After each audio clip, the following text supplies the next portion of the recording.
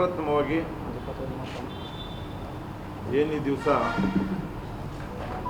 ನಮ್ಮ ದೊಡ್ಡಬಳ್ಳಾಪುರ ತಾಲೂಕು ಯಾವಾಗಲೂ ಸಹ ಒಂದು ವಿಶೇಷತೆಯಿಂದ ಕೂಡಿರ್ತದೆ. ಯಾವುದೇ ಚುನಾವಣೆ ಬಂದರೆ, ವಿಧಾನಸಭಾ ಚುನಾವಣೆ ಬಂದರೆ ನಮ್ಮ ತಾಲೂಕಿನ ಒಂದು ಹೋಬಳಿ ದೇವನಹಳ್ಳಿಗೆ ಬ್ಯಾಟಿಂಗ್ ಆಡ್ತೀವಿ, ಅಲ್ಲಿ ನೆಚ್ಚಿನ ಶಕ್ತಿ ತುಂಬಿ ಅಲ್ಲಿಗೆ ತುಂಬ್ತಿದ್ದೀವಿ. ಈ ಭಾಗದಲ್ಲಿ ನಮ್ಮ ಮಧುರೆ ಹೋಬಳಿ ಬಂದರೆ ಈ ಡೈರಿ ವಿಚಾರವಾಗಿ ಕಳೆದ ಚುನಾವಣೆಯಲ್ಲಿಂದ ಸಹ ಬೆಂಗಳೂರು ಉತ್ತರ ತಾಲೂಕು ಯಲಹಂಕಕ್ಕೆ ಸೇರಿದ್ದೀವಿ. ಹಾಗಾಗಿ ದ್ವಿಮುಖ ಪಾತ್ರ ದೊಡ್ಡಬಳ್ಳಾಪುರ ತಾಲೂಕಿಂದು. ಕಳೆದ ಬಾರಿ ಏನು ನಮ್ಮ ಅಪ್ಪಯ್ಯಣ್ಣನವರು ಏನು ನೋವು ಅನುಭವಿಸಿದ್ರು, ಈ ಬಾರಿ ಆ ನೋವಿನಿಂದ ಹೊರಗಡೆ ಬರಲು ನಮ್ಮ ಪಕ್ಷ ಬಹಳ ಸನ್ನದ್ಧವಾಗಿ ತಡವಾಗಾದರೂ ಸಹ ನಮ್ಮ ನಾಗರಾಜಣ್ಣವ್ರು ಹೇಳಿದಂಗೆ ನಮ್ಮ ಪಕ್ಷನೂ ಸಹ ಒಂದು ಪೂರ್ವಭಾವಿ ಸಭೆ ಮಾಡಿದಾಗ ಕನಿಷ್ಠ 3 ಜನ ನಮ್ಮ ಪಕ್ಷದಲ್ಲಿ ಸ್ಪರ್ಧೆ ಮಾಡುವುದಾಗಿ ಬಹಳ ಅಚಲ ಮನೋಭಾವನೆಯಿಂದ 3 ಜನನೂ ಸಹ ನಾಮಪತ್ರವನ್ನು ಸಲ್ಲಿಸಿದ್ರು. ಕಡೆಗೆ ಪಕ್ಷದ ಎಲ್ಲ ಮುಖಂಡರುಗಳ ಕರೆಗೆ ಹೋಗೊಟ್ಟು ನಮ್ಮ ಜಿಲ್ಲಾಧ್ಯಕ್ಷರಾದಂತಹ ಮುನೇಗೌಡರು ಕಣದಲ್ಲಿ ಒಬ್ಬರೇ ಇರೋದು ಸೂಕ್ತ ಅಂತ ಹೇಳಿ, ಅವರೂ ಸಹ ಕೆಲವು ಚಟುವಟಿಕೆಗಳು ಬ್ಯುಸಿ ಇದ್ದರೂ ಸಹ ನಾವು ನಾಮಿನೇಷನ್ ಹಾಕಿದ ಮೇಲೆ ಯಾವುದೇ ಮೀಟಿಂಗ್ ಮಾಡಲಿಲ್ಲ ಅಂದ್ರೆ ನಮ್ಮ ಪಕ್ಷದಲ್ಲಿ ಎಷ್ಟು ಶಿಸ್ತಿದೆ ಅಂತ ಕೇಳಿ ಮೀಟಿಂಗ್ ಮಾಡಿ ಡಿಸ್ಕಸ್ ಮಾಡಬೇಕಿತ್ತು, ಪಕ್ಷಕ್ಕೆ ಗೌರವ ಕೊಡಬೇಕು ಅಂತ ಹೇಳಿ. ಇನ್ನು ನಾವು ಶುಕ್ರವಾರ ಪೂರ್ವಭಾವಿ ಸಭೆ ಮಾಡಿದಾಗ ನಮ್ಮ ಆನಂದಣ್ಣವ್ರದ್ದು ಸ್ವಲ್ಪ ಟೆಕ್ನಿಕಲಿ ತೊಡಗಿತ್ತು. ಗುರುವಾರ ನಾವು ಸಭೆ ಮಾಡಿದಾಗ ಅವ್ರಿಗೆ ಶುಕ್ರವಾರ ಮಧ್ಯಾಹ್ನ ಎಲ್ಲ ಥರದ್ದು ಕ್ಲಾರಿಟಿ ಸಿಕ್ತು. ಅವ್ರನ್ನೂ ಸಹ ಕಳೆದ 2-3 ತಿಂಗಳಿಂದ ಈ ಸ್ಪರ್ಧೆ ಮಾಡಲಿಕ್ಕೆ ಯಾರ್ಯಾರು ಏನೇನು ತೊಂದರೆ ಕಟ್ಟಿದೆ ಅಂತ ನಿಮ್ಮ ಕಣ್ಮುಂದೆನೂ ಇದೆ. ಸೊ ಹಾಗಾಗಿ ಅಭ್ಯರ್ಥಿಯನ್ನು ಅಂತಿಮವಾಗಿ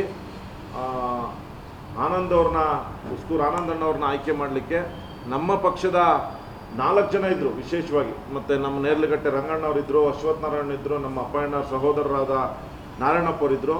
ಅವರು 3 ಜನ ಸಹ ಒಂದು ಒಳ್ಳೆಯ ಉತ್ತಮ ನಿರ್ಧಾರವನ್ನು ಮಾಡಿ ಏನು ಪಕ್ಷದ ಎಲ್ಲ ಹಿರಿಯ ಮುಖಂಡರು ಮತ್ತು ಎಲ್ಲ ಪದಾಧಿಕಾರಿಗಳು, ಕಾರ್ಯಕರ್ತರು ಮತ್ತು ವಿಶೇಷವಾಗಿ ಈ ಚುನಾವಣೆಯಲ್ಲಿ ಮೇಯ್ನ್ ವೋಟ್ ಮಾಡೋದು ಪಾಪ ಬೆಳಗ್ಗೆದ್ದು ಕೆಲಸ ಮಾಡುವ ಒಬ್ಬ ರೈತಾಪಿ ವರ್ಗ, ಅವರು ಸಹ ಈ ಸಲ ನಮ್ಮ ಕುಮಾರಣ್ಣನವರು ಮತ್ತು ದೇವೇಗೌಡರ ಪಕ್ಷಕ್ಕೆ ಶಕ್ತಿ ತುಂಬಬೇಕಂತ ಹೇಳಿ ಇವತ್ತೇನು ನಮ್ಮ ಪಕ್ಷ ಇಡೀ ರಾಜ್ಯದಲ್ಲಿ ಸಂಕಷ್ಟ ಪರಿಸ್ಥಿತಿಯಲ್ಲಿದೆ. ಹಾಗಾಗಿ ಈ ಬಾರಿ ನಮ್ಮ ತಾಲೂಕಿನಿಂದ JDSನಿಂದ ಒಂದು ಅಧಿಕೃತವಾಗಿ ಡೈರಿ ಚುನಾವಣೆಯಲ್ಲಿ ನಾವು ಜಯ ಸಾಧಿಸಬೇಕು ಅಂತ ಹೇಳಿ ಒಂದು ಉತ್ತಮ ನಿರ್ಧಾರವನ್ನು ತಗೊಂಡಿದ್ದಾರೆ.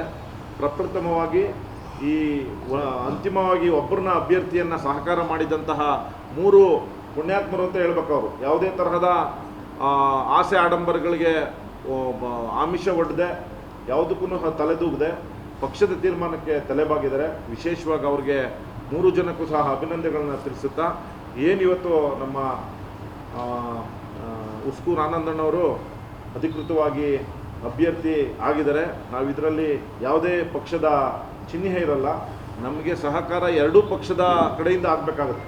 ನಾವು ಒಂದು ಪಕ್ಷದ ಸಹಕಾರ ಬೇಕಾಗುತ್ತೆ, ಅಲ್ಲಲ್ಲ ಪಕ್ಷದ ಚಿಹ್ನೆ ಇರಲ್ಲ, ಸಿಂಬಲ್ ಇರ್ತದೆ. ಹಾಗಾಗಿ ನಾವು ಕಾಂಗ್ರೆಸ್ನೇ ಯಾಕೆ ಸಹಕಾರ ಒಂದೇ ಎಕ್ಸ್ಪೆಕ್ಟ್ ಮಾಡಬೇಕು, BJPಯಿಂದನೂ ಸಹ ನಾವು ಸಹಕಾರ ಕೇಳೋಣ. ಯಾಕಂದರೆ ನಾವು ಕಳೆದ MP ಚುನಾವಣೆಯಲ್ಲಿ BJPಯವ್ರಿಗೆ ಬಹಳ ಉತ್ಸುಕತೆ ಅಂತೇಳಿ BJP ಕಾರ್ಯಕರ್ತರಿಗಿಂತ JDSನವ್ರು ಎದೆ ಒಪ್ಪಿಸ್ಕೊಂಡು ಕೆಲಸ ಮಾಡಿದ್ದೀವಿ, 15-20 ದಿವಸ ಕೆಲಸ ಮಾಡಿದ್ದೀವಿ. ಹಾಗಾಗಿ ನಾವು ಒಕ್ಕಲರಿಂದ ಎಲ್ಲ ಮುಖಂಡರುಗಳು ನಮ್ಮ ಜಿಲ್ಲಾಧ್ಯಕ್ಷರಾದಿಯಾಗಿ ನಾವು BJP ಏನು ಶಾಸಕರಿದ್ದಾರೆ ಮತ್ತು ಎಲ್ಲ ಆ ಪಕ್ಷದ ಮುಖಂಡರುಗಳಿದ್ದಾರೆ, ಕಾಂಗ್ರೆಸ್ ಪಕ್ಷದವರು ಸಹಕಾರ ಮಾಡ್ತೀವಿ ಅಂತ ಹೇಳಿದ್ದಾರೆ ಅಂತ ಈಗ ನಮ್ಮ ನಾಗರಾಜಣ್ಣವ್ರು ಹೇಳಿದ್ರು. ವಿದ್ಯುಕ್ತವಾಗಿ ಇನ್ನೂ ಅವರಿಂದ ಬಂದಿಲ್ಲ, ಬಂದರೂ ಸಹ ಅದು ಉತ್ತಮ ಬೆಳವಣಿಗೆ ಅಂತ ಭಾವಿಸ್ತಾ ಈ ಪತ್ರಿಕಾಗೋಷ್ಠಿಯಲ್ಲಿ ಆಗಮಿಸಿರೋ ನಿಮಗೂ ಸಹ ಒಳ್ಳೆಯದಾಗಲಿ.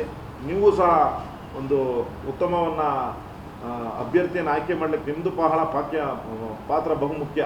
ಹಾಗಾಗಿ ನಿಮ್ಮದು ಸಹ ಸಹಕಾರವನ್ನು ಕೋರ್ತಾ ಈ ಪತ್ರಿಕಾಗೋಷ್ಠಿಯಲ್ಲಿ ಆಗಮಿಸುವ ಎಲ್ಲ ಮುಖಂಡರಿಗೂ ಸಹ ಇನ್ನು ಕೇವಲ 24x4 ಅಂದರೆ 72 ಇನ್ನು 24 96 ಗಂಟೆಗಳು ಕೆಲಸ ಇದೆ ಅಷ್ಟೇ. 96 ಗಂಟೆಗಳ ಅವಕಾಶ ಇದೆ ನಮಗೆ. ಒಂದೊಂದು ಗಂಟೆನೂ ಬಹಳ ಇಂಪಾರ್ಟೆಂಟು, ಹಗಲು ರಾತ್ರಿ ಅನ್ನೋದೇ ದಯವಿಟ್ಟು ದುಡಿಬೇಕು. ನಮ್ಮ ಮಧುರೆ ಹೋಬಳಿಯವರು ನಾವು ಸಹ ಅಲ್ಲಿ ಬೆಂಗಳೂರು ಉತ್ತರ ತಾಲೂಕಿದೆ, ನಮಗೂ ಸಹ ಅಲ್ಲಿ ಕಷ್ಟ ಇರುತ್ತೆ. ನಾವು ಎಲ್ಲ ರೀತಿಯ ಜವಾಬ್ದಾರಿಯನ್ನು ತಾಳ್ತೀವಿ. ಪಕ್ಷದ ಮತ್ತು ಅಭ್ಯರ್ಥಿಯ ಗೆಲುವಿಗೆ ಎಲ್ಲರೂ ಪ್ರಮುಖ ಪಾತ್ರವನ್ನು ವಹಿಸಬೇಕು ಅಂತ ಹೇಳ್ತಿ ಈ ಸಂದರ್ಭದಲ್ಲಿ ನಾನು 2 ಮಾತುಗಳನ್ನ ಮುಗಿಸ್ತೀನಿ. ಎಲ್ರಿಗೂ ಒಳ್ಳೆಯದು.